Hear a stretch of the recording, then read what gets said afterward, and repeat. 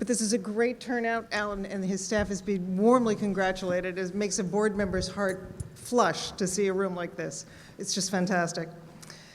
But tonight, it is my honor, on behalf of FPRI's Board of Trustees and staff, to present the 14th Annual Benjamin Franklin Award for Public Service to Anne Applebaum.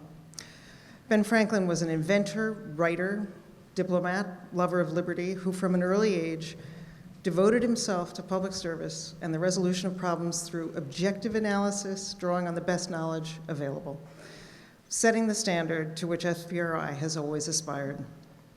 We reserve this award for sages, soldiers, and statesmen who best exemplify the ideals of Benjamin Franklin. In Anne Applebaum, we have both a prize-winning historian and a critically acclaimed journalist who has served as an eyewitness to history in the making. Anne's ability to chronicle these momentous and complex shifts and to distill their importance to the lay observer is truly exceptional. I have to remind her of an article that she wasn't really entirely clear she remembered, written in 1993, that was the absolute perfect distillation of the UN, entitled, "Is the UN Really Necessary?" I refer you all to the Spectator archives to read it because it's absolutely brilliant, but in the intervening years, it remains every bit as relevant. Anne's formidable career as a journalist included a stint in Warsaw in 1988 for The Economist magazine, following which she served as foreign editor and then deputy editor of The Spectator. She was a columnist for both the Daily Telegraph and the Sunday Telegraph, which are two different papers, and was a political columnist for the Evening Standard. She joined the Washington Post editorial board in 2001 to 2005 and continues to publish a regular column in that paper. Anne's writing has appeared in all the publications with which you're familiar: Financial Times, the New York Review of Books, the New York Times, the list goes on.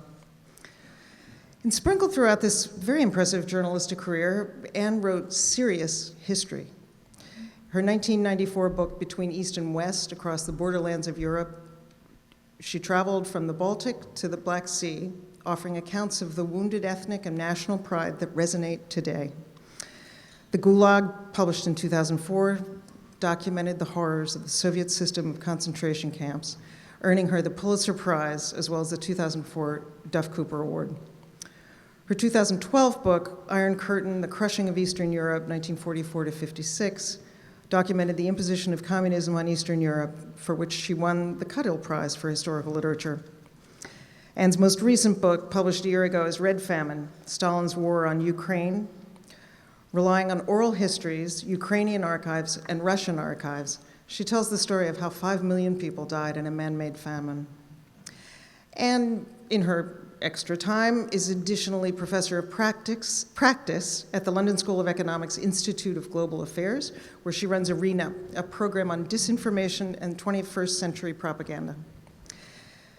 So, to return to the theme of this evening's prize, Anne covered the collapse of communism as the Warsaw correspondent for The Economist magazine, and today, as a Washington Post columnist, she is examining the retreat from democracy in Europe.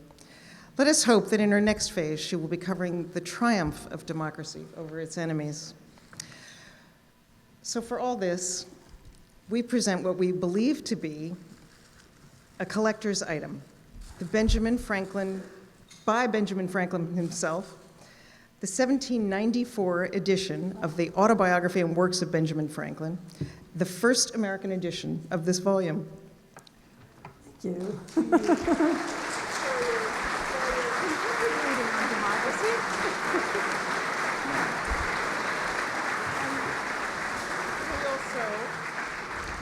We will also present you with this certificate that reads the 14th Annual Benjamin Franklin Public Service Award, presented to Anne Applebaum for her dedication to the cause of individual liberty on the occasion of the annual dinner of the Foreign Policy Research Institute.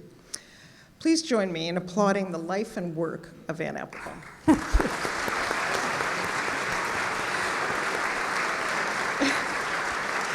And the life and work is not over yet.